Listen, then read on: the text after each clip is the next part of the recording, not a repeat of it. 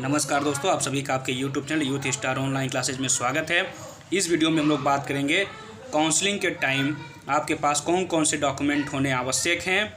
बिना इन डॉक्यूमेंट के आपका एडमिशन कैंसिल भी हो जाता है, इसलिए काउंसलिंग के समय तक आप अपने ये जितने भी डॉक्यूमेंट मैं आपको बताऊँगा सारे डॉक्यूमेंट को रेडी रखिएगा ताकि आपका काउंसलिंग के टाइम कोई भी प्रॉब्लम न हो। तो चलिए वीडियो शुरू करते हैं।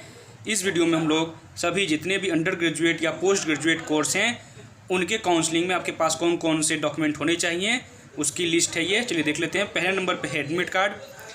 एडमिट कार्ड वो भी कौन सा एडमिट कार्ड, तो जो आप एग्ज़ाम के टाइम एग्जामिनेशन हॉल में लेकर गए थे जिस पे आपके पर्यवेक्षक का सिग्नेचर होगा, ठीक है, वही एडमिट कार्ड आपको काउंसलिंग के टाइम लाना होता है। दूसरे नंबर पर बात करें तो 10th और 12th, यदि आप यूजी कोर्स के लिए फॉर्म अप्लाई किए थे, एंट्रेंस एग्ज़ाम दिए थे, तो आपके पास 10th और 12th की मार्कशीट और साथ में सर्टिफिकेट होनी चाहिए। यदि आपने पीजी कोर्स के लिए अप्लाई किया है और एंट्रेंस एग्ज़ाम दिया है तो आपके पास 10th, 12th और यूजी यानी इन तीनों की मार्कशीट और सर्टिफिकेट होना चाहिए। आगे अगर देखें हम लोग तो आपके पास आपका आधार कार्ड, ठीक है, आधार कार्ड और आधार कार्ड के 2 फोटो स्टेट होने चाहिए। टीसी, आपने जहां से अंतिम शिक्षा ग्रहण की जिस भी विद्यालय से, वहां से आप ट्रांसफ़र सर्टिफिकेट निकलवा लीजिएगा। यदि आपके पास काउंसलिंग के समय टीसी नहीं होता है तो कोई समस्या नहीं, आप एक एप्लीकेशन लिख के विद्यापीठ के प्रशासनिक अधिकारी से साइन करा लीजिएगा, ठीक है। साइन करा लेने से आप एग्जामिनेशन फॉर्म भरने के समय तक आपको छूट मिल जाती है या 1-2 महीने की टाइम मिल जाता है आपको, आप टीसी जमा कर सकते हैं। आगे बात करें हम लोग तो आपके पास कुछ ओरिजिनल डॉक्यूमेंट्स उसमें होने चाहिए। तो देख लेते हैं कौन कौन से ओरिजिनल डॉक्यूमेंट्स आपके पास उस काउंसलिंग के टाइम होने चाहिए। तो पहले नंबर पर हम लोग बात करें तो एनसीसी, ठीक है, यदि आपने एनसीसी किया है उसका आपके पास बी या सी सर्टिफिकेट है तो आपको कुछ वेटेज मिलता है। आपने जब फॉर्म भरा होगा तो उस समय अगर आपने एनसीसी किया होगा तो बी या सी जो भी किया होगा आपने वहाँ पे फिल किया होगा तो उसका कुछ वेटेज मिलता है।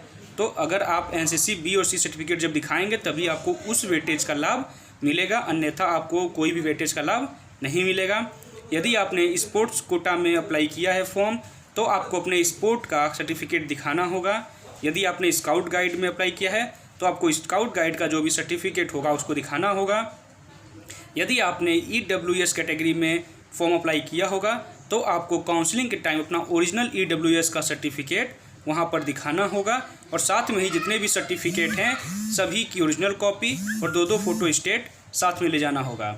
आगे बात करें हम लोग तो आपको इनकम सर्टिफिकेट, यदि आपने SC, ST या OBC के लिए किया है तो आप अपना कास्ट सर्टिफिकेट, ठीक है, कास्ट सर्टिफिकेट और साथ में इनकम सर्टिफिकेट, ये दोनों को लेके जाना होगा, ओरिजिनल सर्टिफिकेट।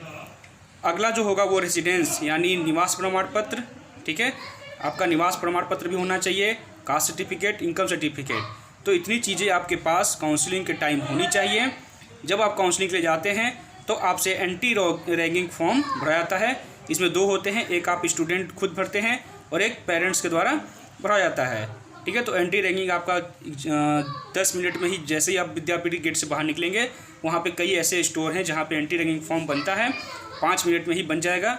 इसका सारा प्रोफार्मा मैंने अपने पिछले वीडियो में दे दिया है कि कैसे कैसे एडमिशन होता है, काउंसलिंग के बाद क्या होता है, कैसे परमिशन लेटर आता है, ये सारी चीज़ें मैंने अपनी पिछली वीडियो में बता दी है।